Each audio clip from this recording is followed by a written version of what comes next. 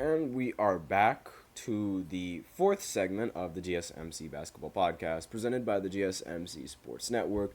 And in this fourth segment, we are going to be talking about the Austin Reaves and his, opinions on JJ Redick, as since JJ Redick has recently been appointed as the Lakers' new head coach. And again, this is just, part of the segment. Well, I'm going to jury duty, and it's unfortunately could not give you guys the live, and so, but that doesn't mean that I can't give you guys basketball news. So that's exactly what we're doing right here and now. So let's see, let's go right ahead and dive into this next segment where we talk about JJ Redick. Where's the picture of him? I know I had a picture of him lined up. I'm supposed to pull it up, and I have no idea where it is. Why is the picture not pulling up? I swear I had a picture of him. Oh, wow, okay, it just got taken down. That's great. Well, fantastic. Anyways, that's not going to stop me from doing this segment. So, Austin Reaves recently, he decided to state his opinions on. He decided to state his opinions on JJ Redick and the new hiring of JJ Redick, because here we go. Hold on, let me just upload the picture real quick. There we go. And share. Again, my bad for all of you guys for the technical difficulties. For those of you on the podcast side, you can't see what the problem is, but yeah. There finally is no problem, because we get to see JJ Redick in the flesh right over here. Again, it's not the best picture, I understand, but So let's go right ahead and talk about what Austin Reaves had to say about JJ Redick being his new head coach. So I'm just pulling up the quote right now so that way. He called him a basketball genius. So obviously he watched his podcast, and that was the everyone's thought process since he started that podcast. Everyone, when the first episode of the podcast aired, hiccups, excuse me, everyone was going all oh my gosh, he's such a genius, wow, he has a very big basketball mind, his IQ is through the roof,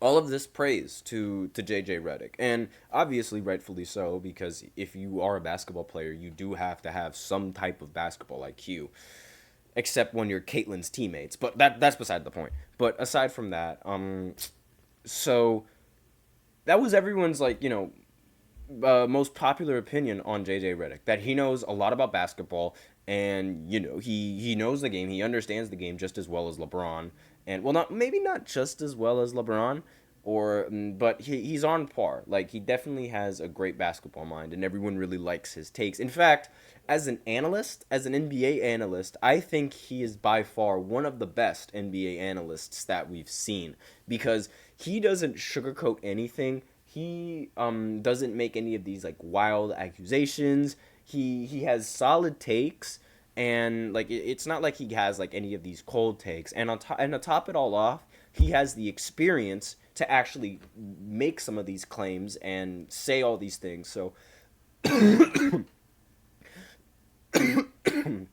excuse me, that ultimately makes him more credible than a lot of the other basketball analysts and a lot of the other analysts that may not have played the sport at a professional level or at the same professional level that JJ Redick has played. So he called him a basketball genius, and he's really excited for him to be the new coach, right?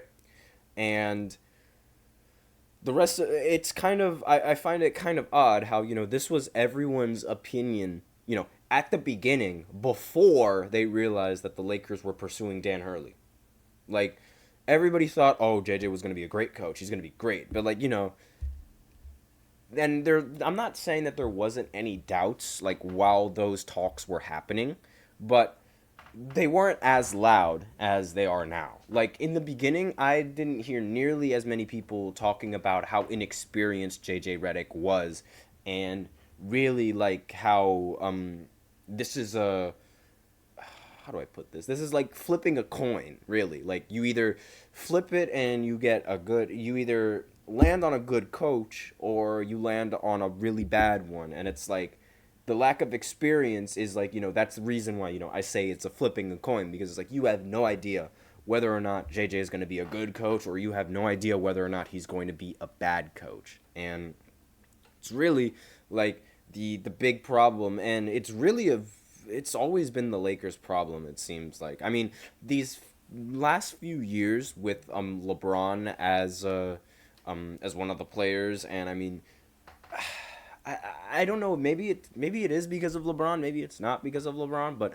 these coaches, they get hyped up at the beginning of the season, then they perform really bad, or like they don't do a good job. And let's be real, Darvin Ham did a horrible job being the coach, but he was hyped up very much in the beginning of the season before everyone realized that he wasn't a good coach. And then when people realized that, then they started scapegoating him, and this ultimately led to him getting fired. But this is a process that has been happening around the Lakers and the coaching staff a lot more prominently since LeBron ended up joining. I mean, they've burned through so many head coaches with LeBron, and it's hard to say whether this one is finally going to be like the actual good coach. But I will say that JJ Redick, being open to growth as, a coach, because some coaches aren't really that open to growth. I think it's a very good start. But then again, like, I mean, so let me just go ahead and pull the quote. So Reeves said, "I've gotten to know JJ a little bit, going on his podcast during the middle of the year. He's a basketball genius, I think, as everybody knows. I think he's going to make a good coach, and I can't wait to get to work with him. He actually texted me yesterday and wanted to get on a call. I can't wait to put our brains together and go have a good year." So, this seems like he's already off to a good start with the locker room. It doesn't seem like he's lost them due to his lack of experience. And I also think that everybody in the locker room respects his game, his sharpshooting ability, and what he was able to do throughout majority of his career. So, excuse me, but one of the biggest concerns, is that his previous coaching job and his previous coaching experience is coaching children. Like, most of these new head coaches that get hired, they have, a lot of experience coaching adults and grown people, or at least, more grown than toddlers, the age that that Redick was coaching. So that might play that might be bad for the Lakers. Again, it might be good. It's really difficult to tell, honestly. Like, I don't normally, if Steve Nash didn't happen, honestly, yeah, if Steve Nash didn't happen, I wouldn't be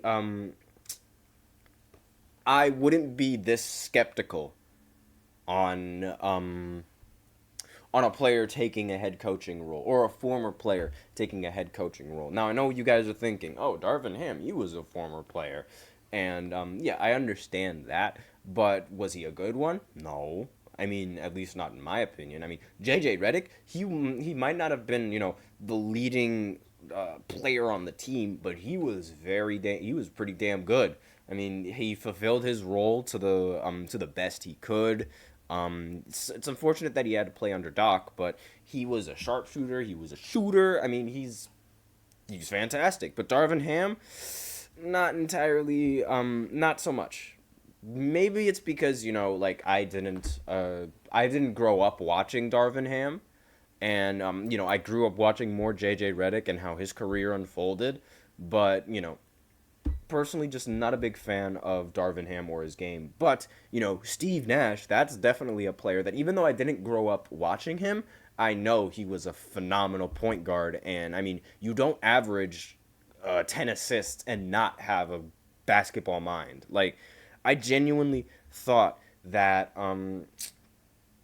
what's it called? Like, I genuinely thought that Steve Nash, he was going to be a great coach.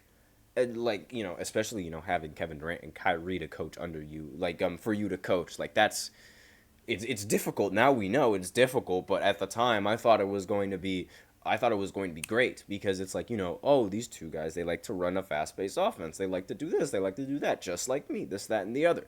And not only that, being a point guard in the NBA, it means that you have a brain and you understand how the offenses, like, and basketball brain, that's what I mean by saying brain, excuse me.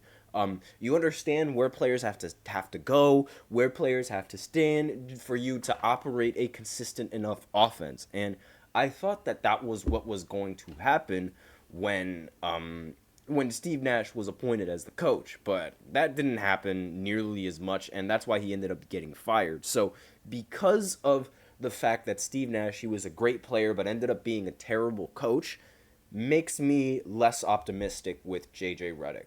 But aside from, if that didn't happen, I would be all for JJ Redick being the coach, because it's like, why not give it a shot? I mean, he excuse me, he has the experience playing in the NBA, and we've seen him on these analyst platforms making all of these great takes. In fact, everybody applauds JJ as an analyst, so I wouldn't be surprised if they applaud him as a coach. That is just me, however. So with that, we are out of time for this fourth segment. So now we will go ahead and go into the fifth segment, where I talk about the Dallas Mavericks being interested in Jeremy Grant. So I will explain a little bit about that, about the report, things of that nature, and I'll be right back after this short break. And be sure to click on the other video, so stay tuned.